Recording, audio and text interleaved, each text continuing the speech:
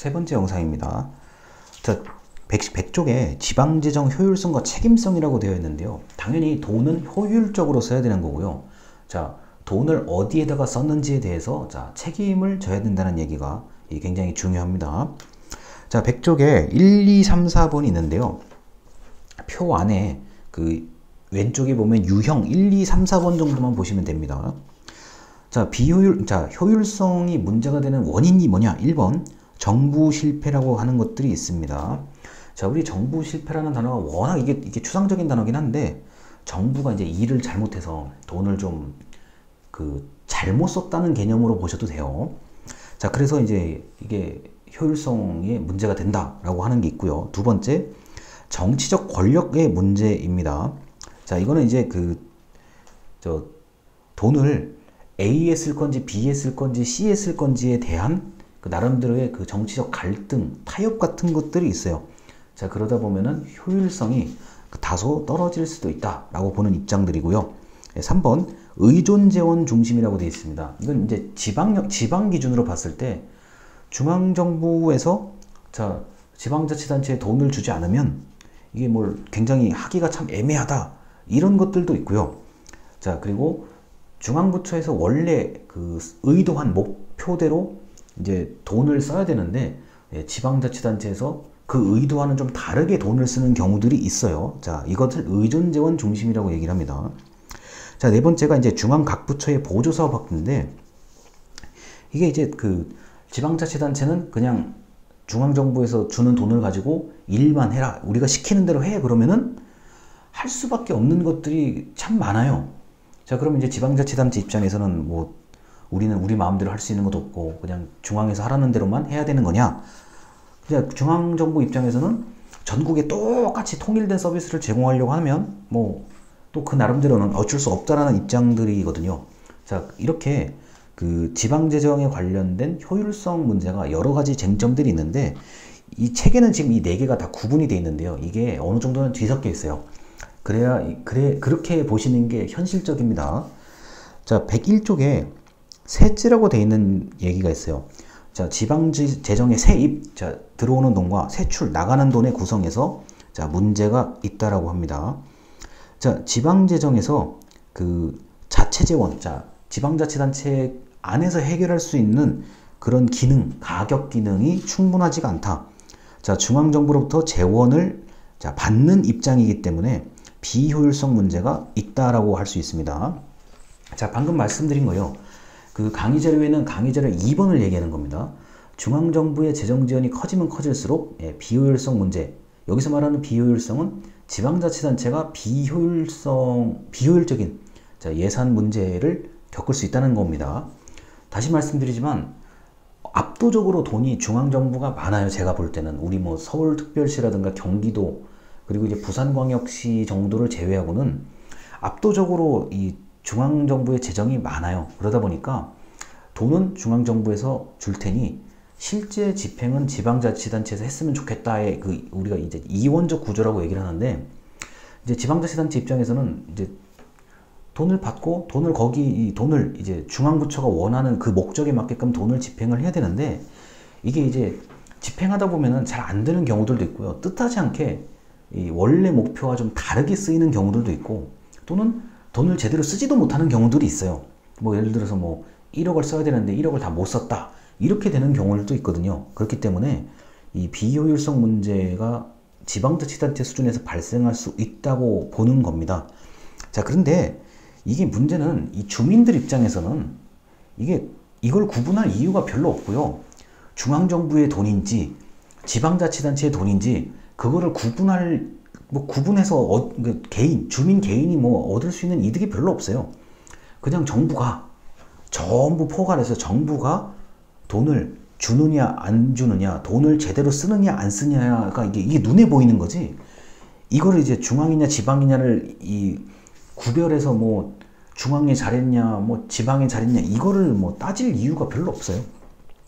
그래서 제가 이걸 좀 생활을 하다 보면은, 그러니까 저는 이제 일반 시민 입장에서 이런 거를 이해를 웬만큼 하고 보는 사람인데, 이거를 웬만큼 하고 보는 사람들이 거의 없다고 보시면 돼요. 왜냐면은 구분을 해서 개인이 그걸 구분해봤자 이게 뭐 특별하게 뭐 나한테 더 이득이 되는 것도 아니고 그냥 나한테 어떤 결과가 오는지가 이제 궁금할 수밖에 없는 거잖아요. 그래서 이제 그 아주 제가 현실적인 차원에서 이제 말씀을 드린 거고 102쪽에 보면요. 예산 낭비의 유형과 내용이라고 나와요. 근데 이제 뭐 다 설명할 건 아니고 그 동그라미 1번에 이제 기계적 비효율성이라는 게 있습니다.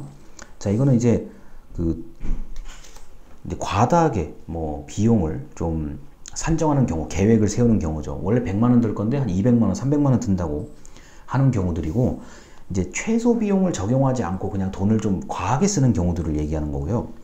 동그라미 5번에 자산 방치인데 그냥 약간만 고치면 쓸 수 있는 것 또는 활용하면 될 것을 그냥 이렇게 묻어두고 있거나 아니면은 사용하지 않는 경우들이 자산 방치입니다. 자, 그 다음 8번, 동그라미 8번에 낭비적 이전 지출인데 이건 이제 좀 너무 과다하게 지급하는 경우예요.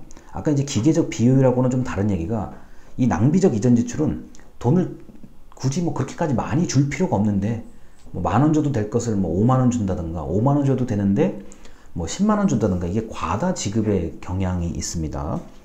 자, 그리고 동그라미 9번입니다. 지대추구요. 강의 자료에는 4번입니다.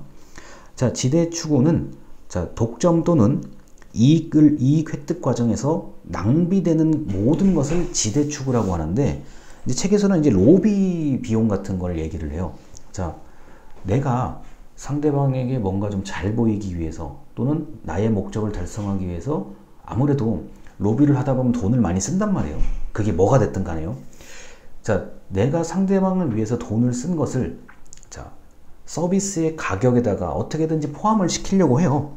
자, 그러다 보면은 원래 10,000원짜리 서비스인데 뭐 15,000원이 된다든가 자, 원래 50,000원짜리 서비스인데 뭐 100,000원이 된다든가 이런 형태로 그 지대 추구에 포함됐던 비용을 상품이나 서비스에 이렇게 다 포함하려고 하는 그런 내용들이 있거든요.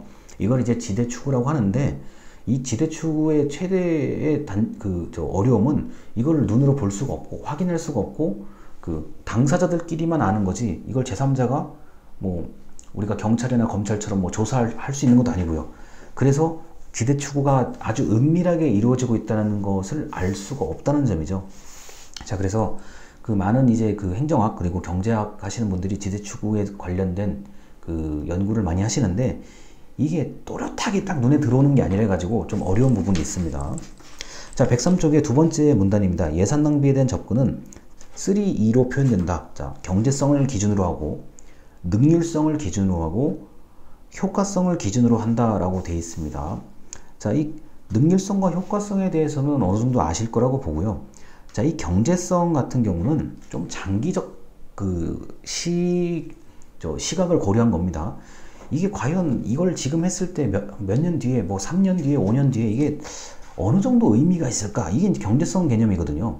그래서 예산 낭비를 방지하는 기준의 세 가지로 자, 경제성, 이코노미, 능률성, 자, efficiency, 자, 효과성, effectiveness 이 세 개가 있다라는 거 아주 원론적인 얘기입니다. 자, 그리고 103쪽에 지방재정의 책임성이 있는데 뭐 이런 거예요. 그 반괄 1번의 자기 책임성. 자, 지방자치단체의 책임성이 지향하는 궁극적인 목적은 자, 주민이라고 한다. 결국에 주민이 중심이라는 겁니다. 자, 지방재정의 책임의 마지막 어떤 주체는 주민이라고 볼 수가 있고요. 자, 104쪽에 이제 위에서 세 번째 줄 이런 게 있어요. 대도시, 자, 보통 서울 같은 경우가 지리적 인구 이동이 빈번하기 때문에 지역 주민들은 스스로 지역의 정체성을 가지지 못하고 있다. 자, 주인이라기보다는 객체로서 단순히 주거자가 되는 경향이 있다 라고 하는데 거기다가 여러분이 적어두셔야 될 단어가 1인 가구들입니다. 우리 청년 1인 가구 이제 사시는 분들이 직장에 따라서 이게 주거지를 아주 빈번하게 옮기거든요. 그러다 보니까 1인 가구가 몰려 사는 동네 같은 경우는 이 주체성을 가진 주민이 이게 나타나기가 쉽지가 않고 더군다나 이거는 이제 그 동네에 얼마나 오래 살았는지가 이게 관건이에요. 그래서 그 동네에 오래 산 사람이 몇 명이 어느 정도 비율이 되는지가 은근히 중요하다고 할 수 있습니다. 자, 그 다음 104쪽에 이제 재정 건전성인데요.